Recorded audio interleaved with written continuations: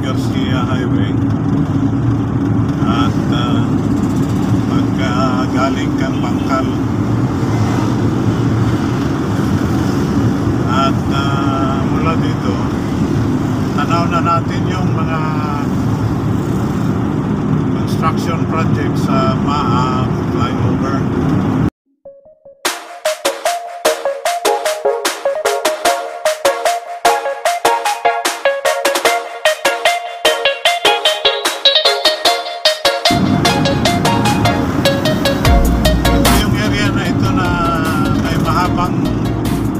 Uphill and downhill drive. Magagaling kang Bangkal, downhill ka. Saka medyo matraffic dito dahil nga sa construction dyan. Mahabang pila na naman ang mga sasakyan bago tayo aabot doon sa junction ng Magtuod at saka MAA.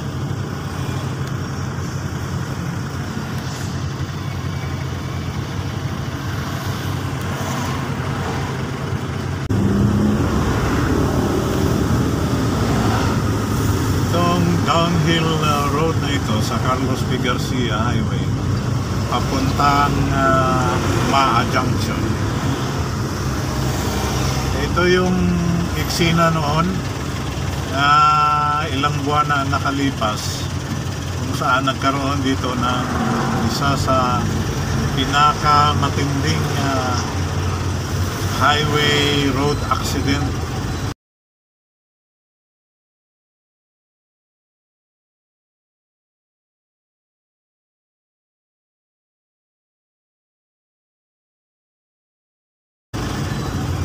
Tawag noon ng iba ay accordion road traffic accident, kung saan abot siguro sa mahigit 20 sasakyan.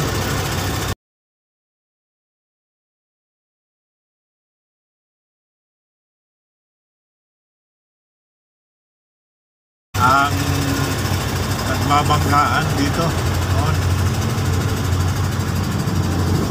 Isang aksidente lang dito, delikado dahil downhill ride kasi ito eh.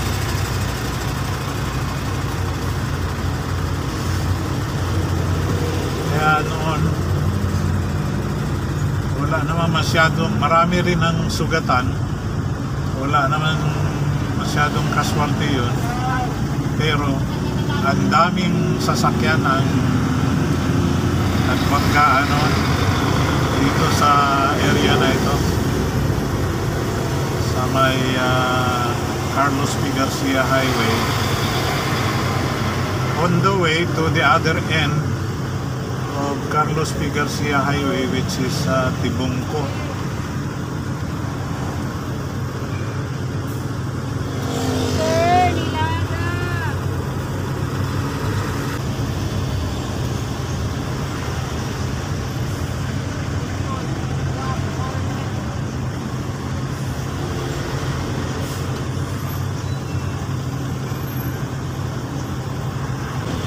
Safer siya sa highway na ito kung mayroong mahabang pila ng traffic mga sasakyan, kasi hindi mabilis ang takbo. Ganito na matraffic ay walang aksidente.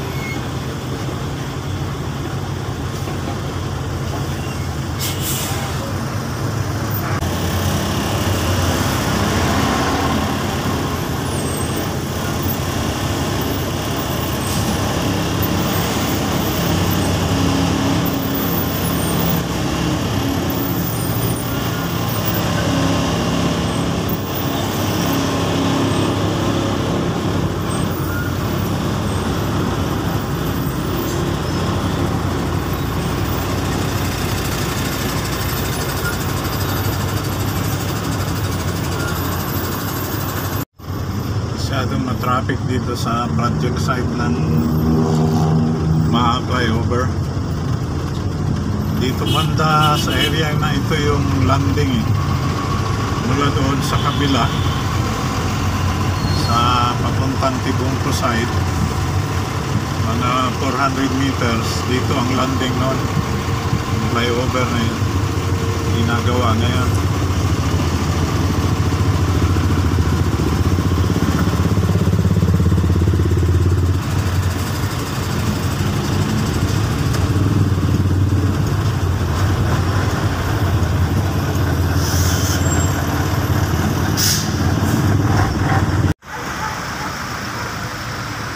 Titingnan natin sandali yung sinasabi nila na mga ibang viewers natin na nagsasabi na meron daw ginawang back job dito.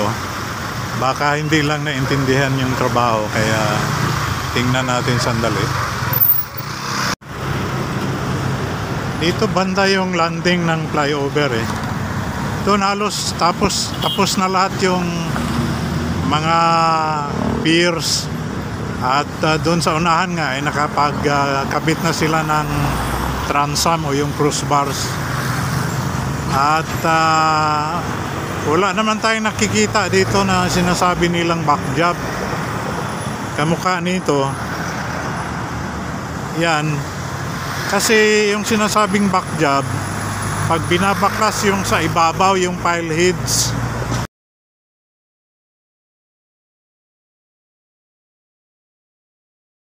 yung pile heads ng pile foundations, yun yung sinasabi nilang back job na binabaklas.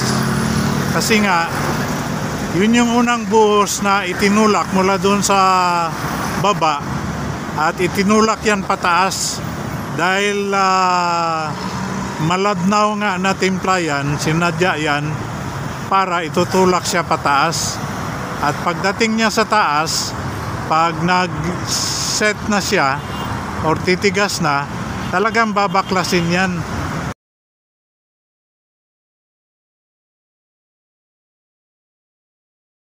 Para lilitaw yung mga bakal kung saan doon naman ikakabit yung mga pile capping.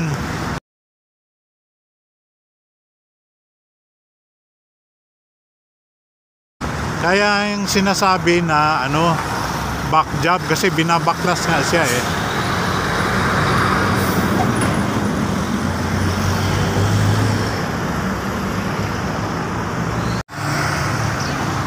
So ito na yun, dito na natin makikita yung pinaka-progreso ng trabaho dito sa MAA flyover. Dito halos sa gitna na ng junction, meron ng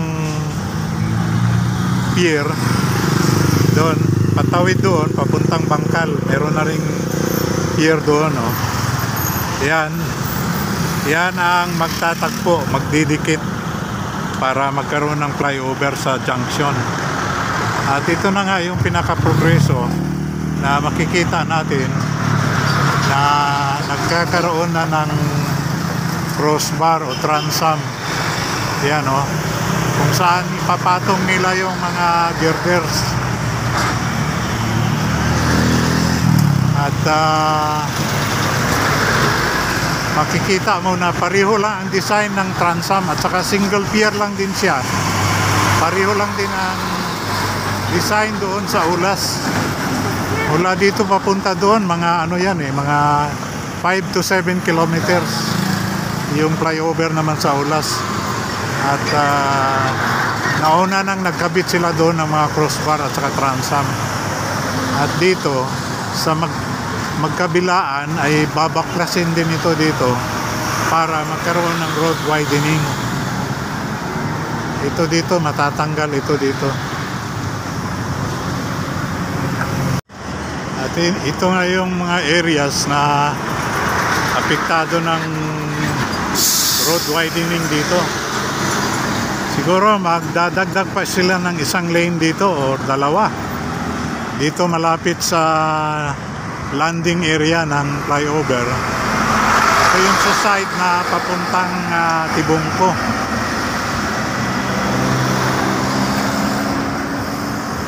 Yan yung pangalawang piers niya.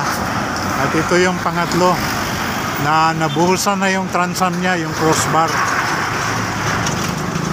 makikita mo naka-scaffolding na siya ng mga metal scaffolding.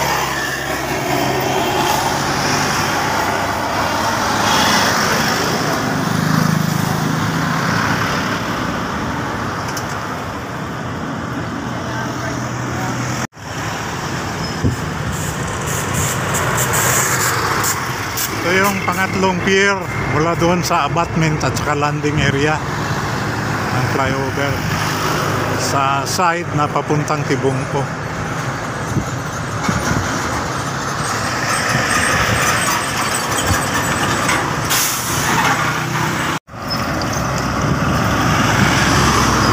Ayan o, tinatrabaho na nila yung papatungan ng mga girders para tutulayin na niya itong junction dito sa Maa at Magtuod.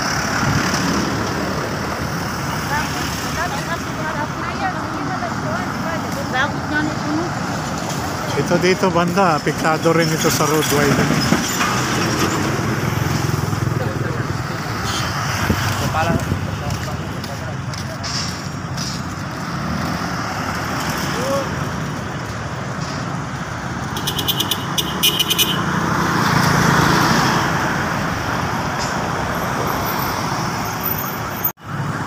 Lalaki na mga truck na dumadaan dito kasi highway ito eh.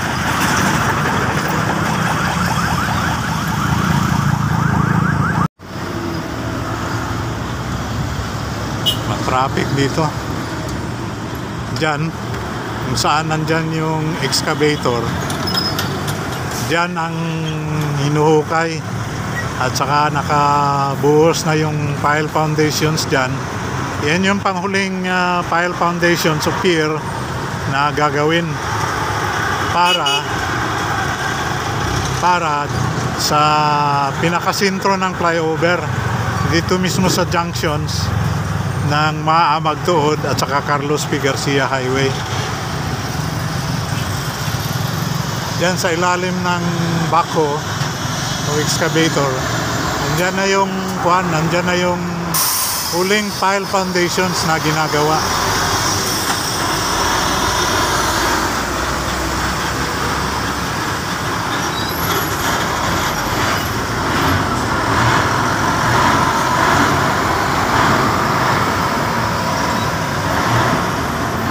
Dito matatanggal din ito sa road widening eh.